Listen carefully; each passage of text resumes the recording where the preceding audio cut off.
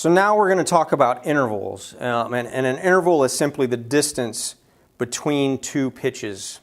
So if we look at this on a keyboard, we've already dealt with certain intervals. We've dealt with half steps, which is a 1 going up one pitch. We've dealt with whole steps, half steps and whole steps. And we even saw an augmented second, which was 3 half steps, so that's not normally how we would label it. But the distance from any note to any other note, these are all different intervals. Before we get to an octave, which is the same pitch, C to C, or B flat to B flat. Okay, so we need to be able to calculate the distance. What do we call it when we go up 2 half steps or 4 half steps or anything like that? So at first, what you're going to want to do when you deal with intervals is you just memorize the basic distance between those. And before, just to briefly mention, before I even talk about that, when you look at the distance between any two notes, there are 2 different ways we identify it. We identify the quantity of the interval. So is it a second, is it a third, is it a fourth, is it a fifth? And then the second thing we have to do is identify the quality of the interval. So if we look at this on the board, let's write something using the treble clef here. If we look at simply, say we start on a C, and then we're going to write another note, so we'll just choose, say, a G. And we say, okay, what is the quantity of this particular interval?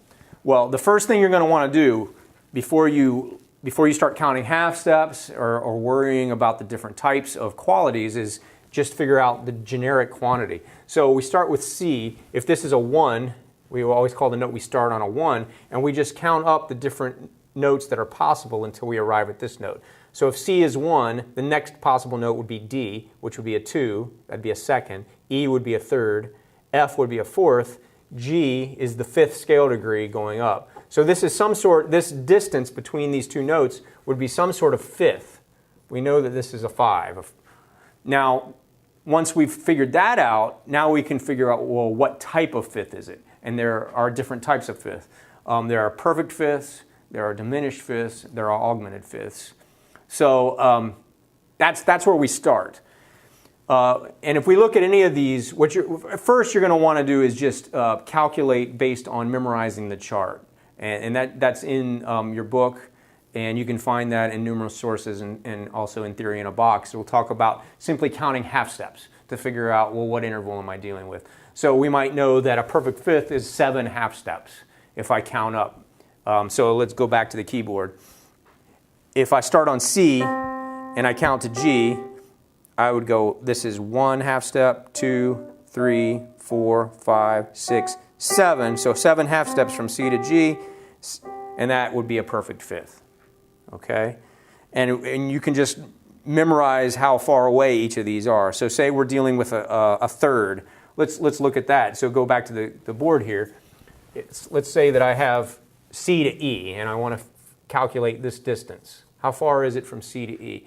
Again, first thing I'm going to do is just say, well, if this is a 1, a D is 2, E is 3, so this is some sort of third. Now, what type of third? Well, the common type of thirds that we deal with would be minor thirds and major thirds.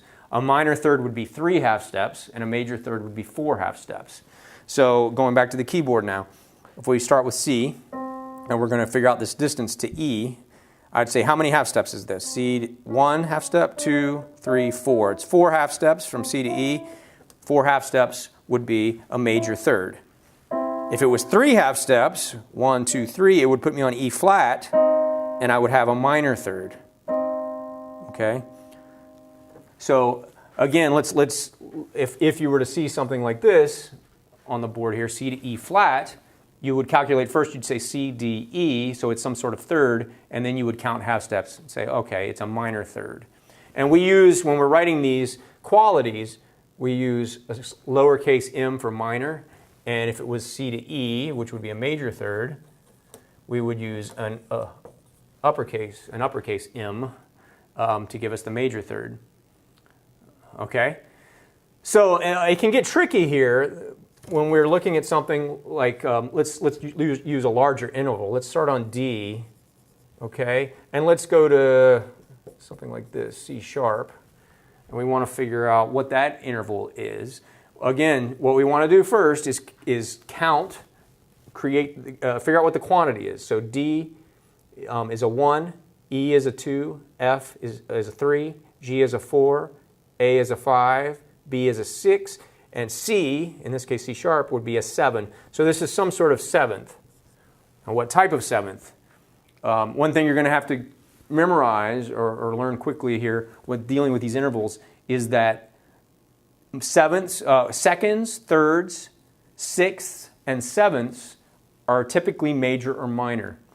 And fourths and fifths and octaves are either perfect, which is the most common way we see those, or they can be diminished or augmented.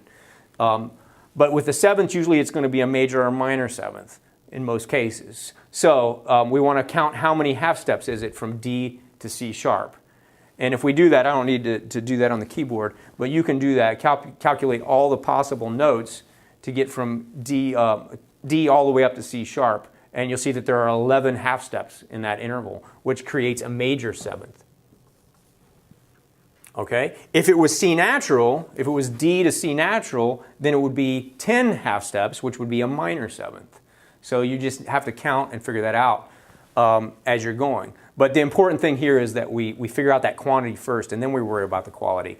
And the reason this is important is because sometimes you can see very odd intervals, something that maybe you're not used to seeing. So we might see something like, say, C sharp to A flat, okay, where we're mixing accidentals. And if we look at this, if you just count half steps from C sharp up to A flat, you're going to end up with 7 half steps. And you would say, well, 7 half steps, that's a perfect fifth. But in this case, it actually isn't a perfect fifth. It's not written as a perfect fifth. We would count what is this as a quantity first. So C is 1, D is 2, E is 3, F is 4, G is 5. A flat is a sixth, so this has to be some sort of sixth. All right? And what it means now is if we look at that, it's 7 half steps.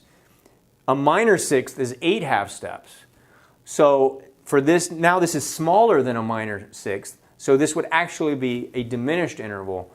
So we would write this as a diminished sixth. Even though it sounds like a perfect fifth, when you listen to it, this sound is a perfect fifth sound, but it's written as a diminished sixth. And to show you how the difference is here, I could write C sharp to G sharp.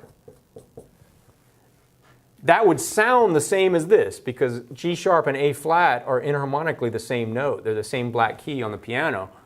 But just because it sounds the same doesn't mean that we always write it the same. So this would actually be written as a perfect fifth, whereas this, which sounds the same, would be written as a diminished sixth. Fortunately, you're not going to see this too much. Most of the time, you won't write it that way because of the confusion. It will much more typically be written this way. But it's important to keep that in mind so that when you're calculating intervals, you always do the quantity first, then figure out what the quality is, whether it's major, minor, perfect, diminished, or augmented. You do that second. And that should clear up confusion there when it comes to these types of unusual or unusually written intervals.